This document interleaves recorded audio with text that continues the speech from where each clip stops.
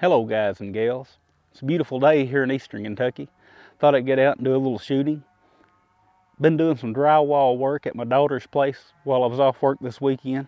Had to do some repairs, and we had one sheet that got a little bit of water damage. Decided not to use it. So I cut the damaged part off and decided to cut the rest of it up into squares or rectangles and do a little shooting with it before I tossed it out. Don't like for anything to leave the buffalo compound without some bullet holes in it. So what I decided to do is test 9mm FMJ versus 223 FMJ or ball ammo against one another and see which one penetrates the farthest. Now, it kind of goes back to my 223 versus 9mm in the dirt video. If you guys watched it, the 223 didn't penetrate the dirt as far as the 9mm did. So I thought I'd do that, only gonna mix it up a little bit this time.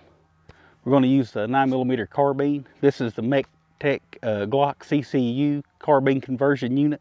So all that is my Glock 34 lower onto a rifle upper here, 16-inch barrel. So that's going to boost our velocities up.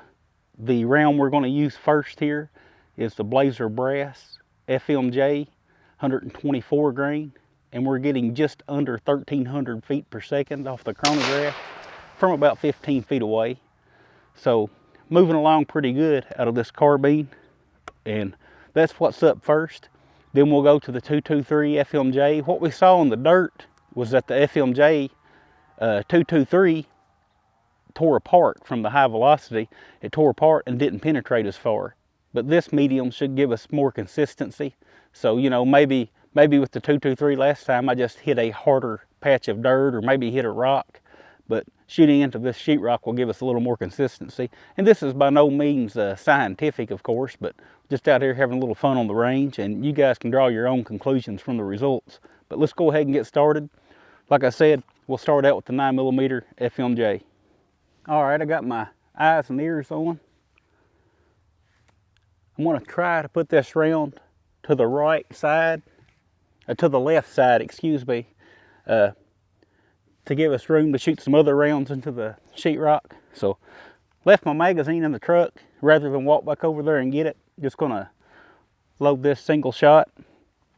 One of the benefits to not having a magazine disconnect safety, why you guys hear me complain about those all the time on a lot of pistols. So we're loaded up.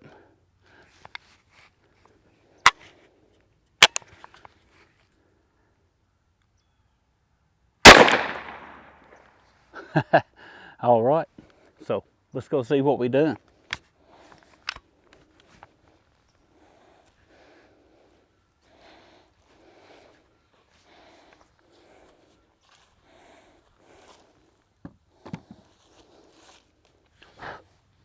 All right, guys, so I goofed that up. I hit on the left-hand side there, but I got kind of too close to the edge, and the bullet exited out of the drywall before it got to the end and went into the backstop. So I'm going to shoot that same round again, try to shoot a little higher and more to the right, and try to keep it in the drywall here.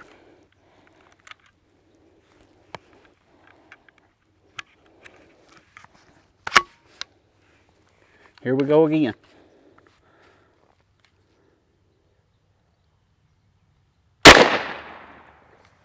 All right, let's see if that worked out this time.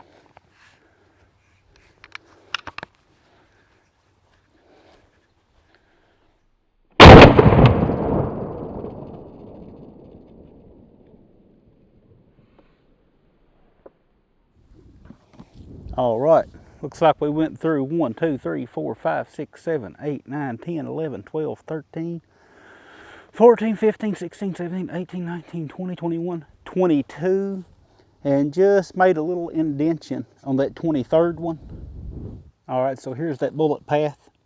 This one is the first shot that I fired, and as you can see, the bullet path down through sheetrock gets closer and closer to the edge until it exited. The second shot was up a little higher. See if I can get this where you can see it. This sunlight makes it really tough.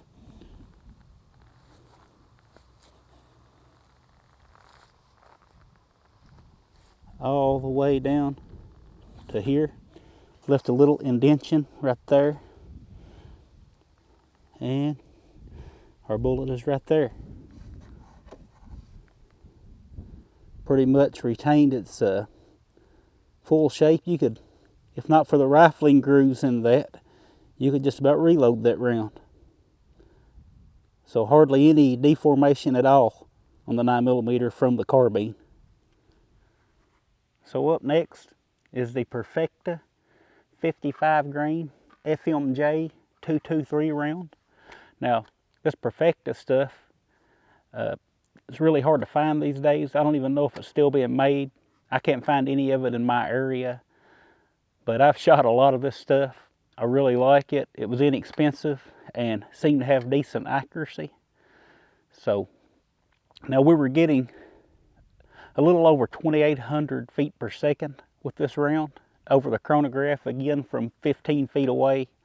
So let's see what it'll do here in our sheetrock.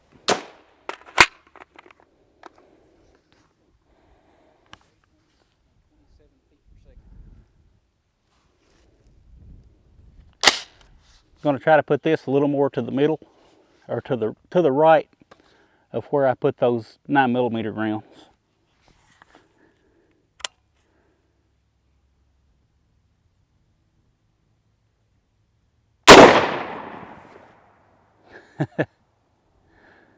Man, that little bullet's moving on. Let's go see what we're doing.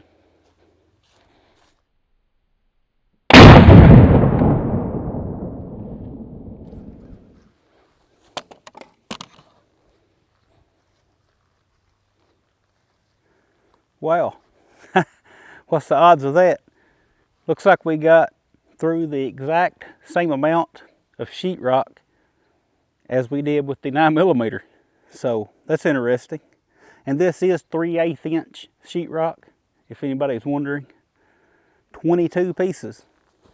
So once again, here's our entry hole. We come around to the side, all the way down to this 23rd piece. And it looks like the bullet came through and kind of struck it about like the 9mm did, just to left a little indentation.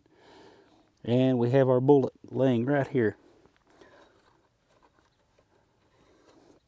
A lot of people use the 223 ball ammo for home defense, thinking that the round will just tear apart as soon as it hits something hard.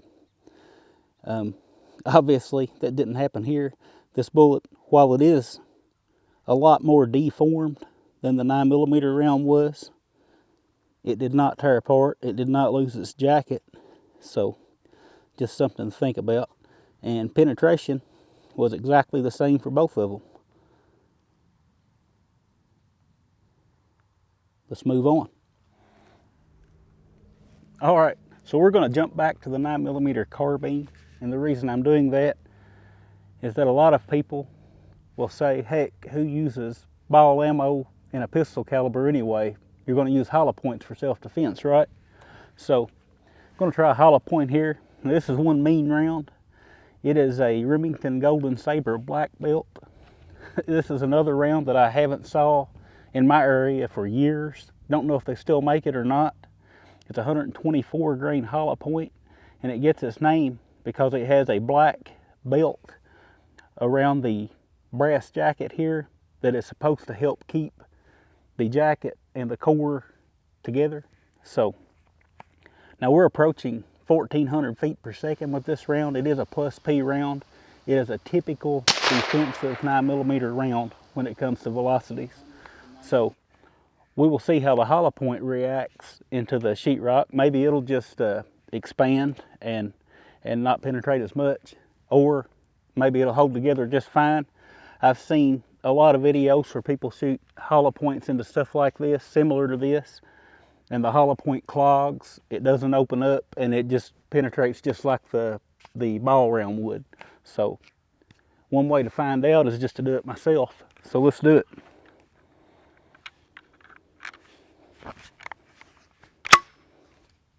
Try to shoot a little more to the right of those other rounds.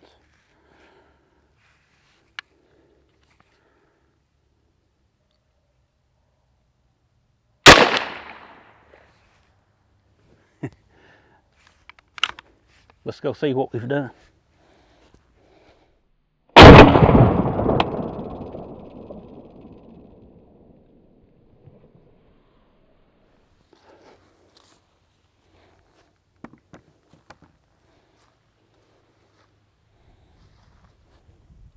Stopped here. No, stopped here.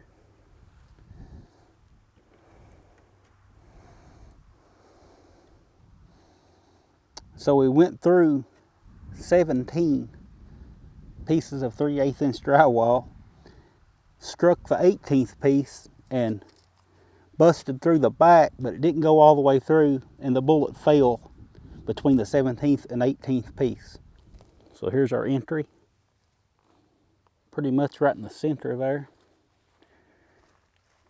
And if you go all the way down, it almost came out the back here. It busted the back layer of the sheetrock, but the bullet fell right in there. See if I can get it out. If I can reach it. Oh yeah.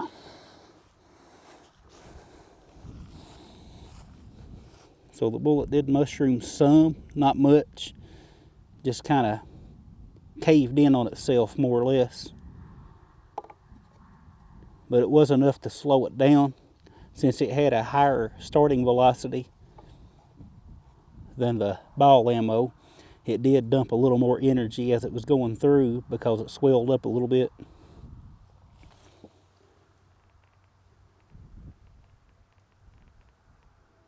So that's kind of neat.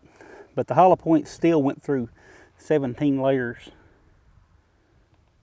of 3/8 inch drywall. That's pretty impressive. So how about something in the 223 here that's meant to fragment a little more? This is the Hornady V-Max. It's a 55 grain bullet designed for varmint hunting, meant to explode as soon as it, as soon as it hits something. It's meant to fragment, come apart. So we'll see how it acts here in the drywall.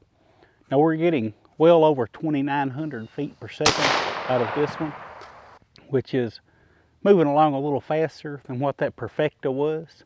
That also may play a part in helping the bullet come apart.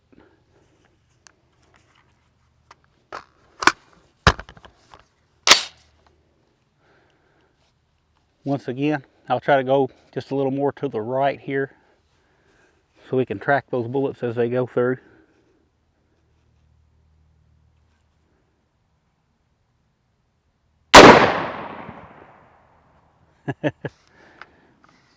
That never gets old. Let's see what we've done.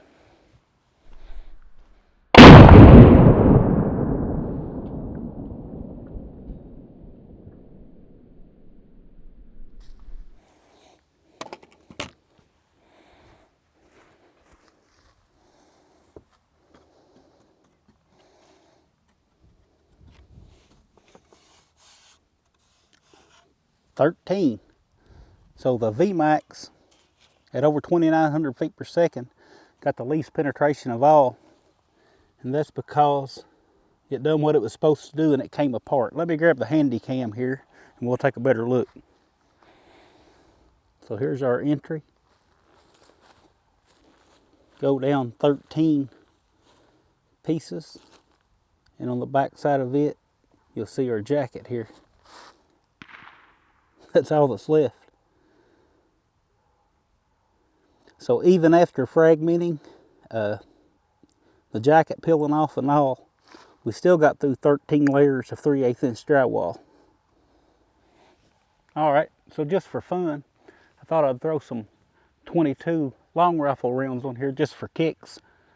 We've got the CCI 40 grain round nose, 40 grain round nose, getting over 1,220 feet per second out of this particular rifle, which is the Henry H001 lever action. These CCI bullets are, CCI ammo is pretty good ammo, so we'll see what we do here. Gonna try again to avoid those other rounds. Maybe shoot a little lower here. And we'll try 22 from a pistol as well. Let's do this.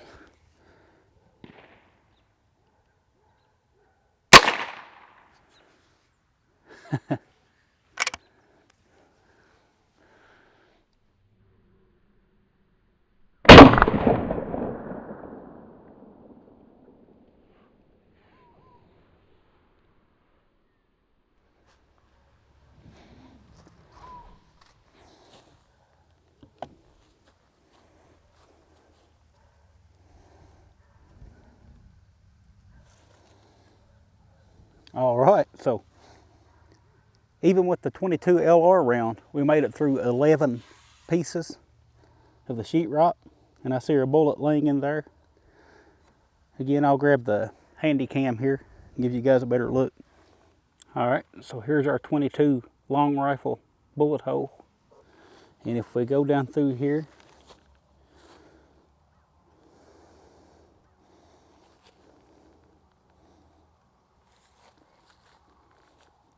just past the 11th one, our bullet is right there. It hit the 12th one and bounced off. So there's our bullet. It is quite a bit deformed, but still intact. We'll put it over here with our other bullets.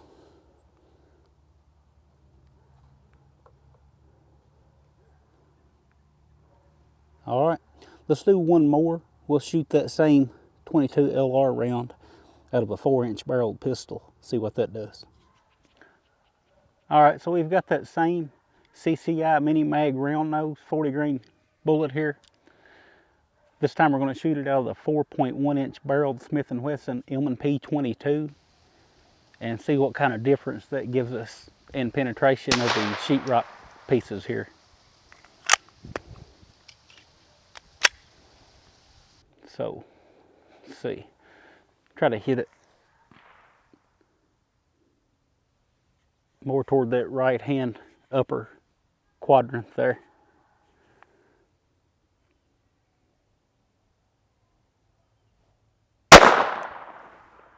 All right.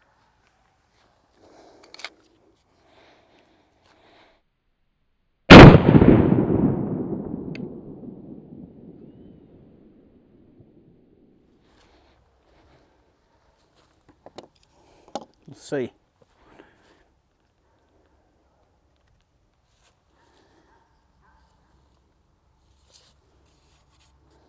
All right, we got through 10 pieces. So even with that big drop in velocity between the rifle and the pistol in 22 long rifle, we only lost one piece. The rifle went through 11, the pistol went through 10. All right, so here's where I hit. You can see the bullet trail as we got down through here. And it smacked the 11th piece pretty hard, but didn't penetrate. And our bullet's laying right down in there. See if I can find something here to get it out with. I can't reach it.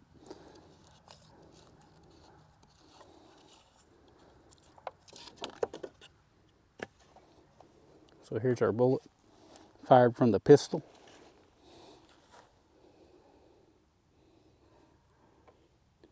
And if you put it next to the one that was fired from the rifle, there's not a heck of a lot of difference.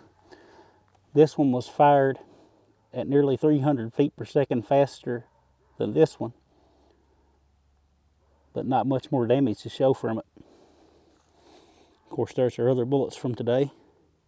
And I think that's all I'm going to shoot through this stuff today. The holes are starting to tear the sheetrock up pretty good, so Be tougher to get more rounds through there without them hitting other holes and affecting the performance. So I think this is where we'll stop today. Looks like I've got a mess to clean up here, guys, but that's all right. I really enjoyed shooting this stuff today. I know my videos tend to run long sometimes, and that's just part of me enjoying being out here. That's just the way it ends up being. So hope you guys don't take this video too seriously. This is not me endorsing one round or caliber over another for home defense. I know whenever I do a video shooting drywall or sheetrock, this is sheetrock brand drywall, I guess, but I know whenever I do a video shooting this stuff, some people get really serious about it and defensive. I shouldn't have done this or I shouldn't have done that. This is just me out back having a little fun, little redneck science. Now, one thing I will say is that pretty much any round that is capable of stopping a bad guy is going to be capable of penetrating a wall, an interior wall. That's just the way it is. But hope you guys enjoyed this. I'll put a couple of videos on the end screen that are kind of related to this here at the end of this video. Kind of related, same type of video kind of. If you'll notice in this video, I had a new chronograph. My other one took a crap on me, so I had to get a new one, and it's a Caldwell, and I wanted to thank Trees A-Blowing, the Trees A-Blowing channel. You know, he's been on YouTube forever. I've been subscribed to his channel forever. He's been subscribed to me. He does a lot of reloading. So when I went to looking for a new chronograph, kind of asked his advice, and he pointed me toward the Caldwells, and I really like this new chronograph. It's simple, easy to work, does what I need it to do, and if I want more data, I can always hook it to, it's got an app where I can hook it to my smartphone, and I can do, you know, standard deviation and all that stuff. But just like it is right there, I can just do, just shoot over it and get my velocity, and that's mostly what I use mine for on these videos, just to give you guys an idea how fast those are going. So I'll link the Trees A-Blowing channel down below if you guys want to go check him out. He's a good guy, real stand-up guy for the Second Amendment, gun rights guy. So that's really all I got today. I'll talk with y'all again soon.